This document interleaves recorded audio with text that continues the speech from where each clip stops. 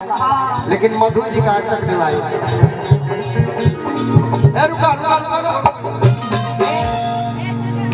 अगर यही गाना के जितना जिला बाटे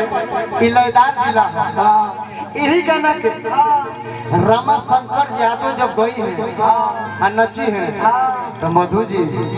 उनका नाचे या गाने के तरीका अलग हो जाए। हम जैसे नाचे तो वैसे नाचे के पड़े बेसवा पुरस्कार से देखो भाई 100 से क्या खातिर ये मेरे गोलू बाबू की तरफ से 200 दे ले कल हम तो कल 500 दे ले तक 200 लौटा दे हम जो था 300 रुपया पूरा खाता बोले तनी ध्यान से सुनिए लो Madhu ji this is the munch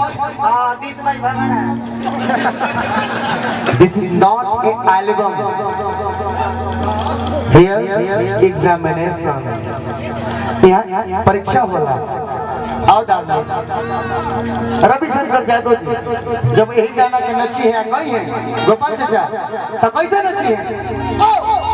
कि भोरे भोरे उठी देवे काटल काटल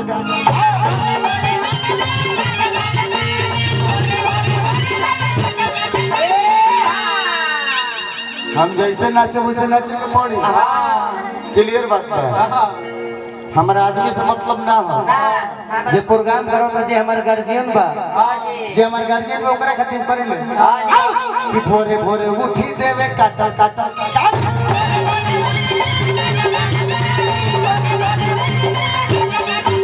अगर यही गाना के बॉलीवुड में दिया जाए गोविंदा के लगे कि गोविंदा सर बोलिए उन्हें तो देखा गोविंदा हो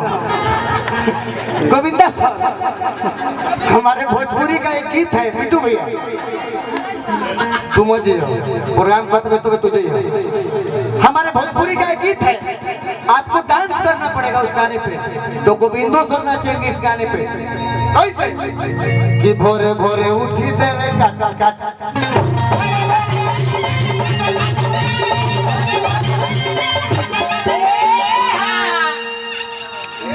मैंने अभी 10 के नोट चलते बताओ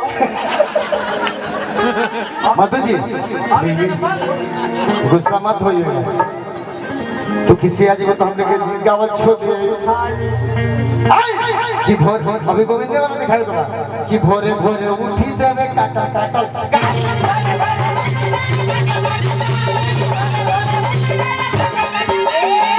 अब बताओ अगर यही गाना के भोजपुरी के सबसे बिगड़ा ब्यास जेकर नाम सुदर्शन यादव है मोगा जिला के है सुदर्शन के नाम के सुने हाथ उठाओ पहले हम ऐसे ना गए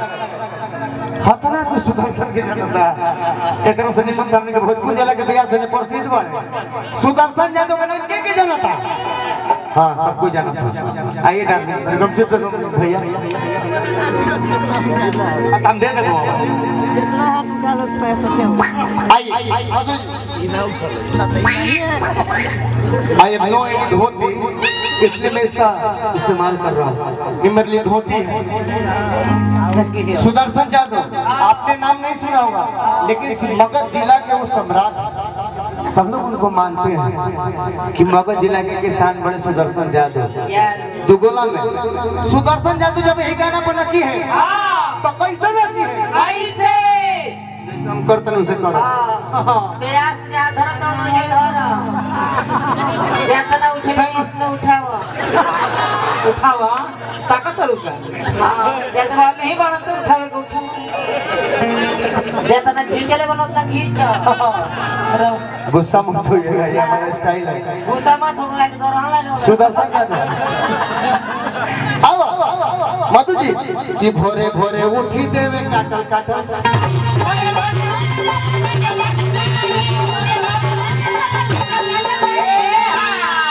भागई छे प्रयास का धोती खुल गई तो हम तोर डांस करम ना रुक ना अभी तो हां पहना तो अंडर 3 रुपए का फाट तो दिक्कत हो जाएगी ए प्रयास भैया सामान में से पैसा उठा मधु ऐसे कर तो प्यार हो जाए। हम बार तू बात आइए मधु जी, इस जिला के सबसे नामी व्यास से कर नाम सुदर्शन यादव है। उसका डांस करे के पड़े। बोलो बाबू देख ना खुली बेटा घबरा मत। आइए ना होगा।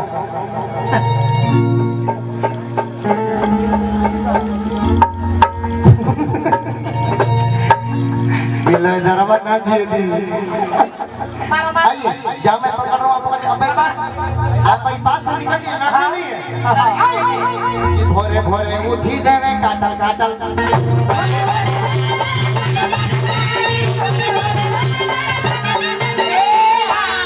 ये नहीं कर पाओ। ना ना हाल अपना बोलो लो। आओ तो भारतीय आओ भारतीय। ये बिना होलरी तो होलरी ना करे के मन छ ए बहुला पड़ जेबो।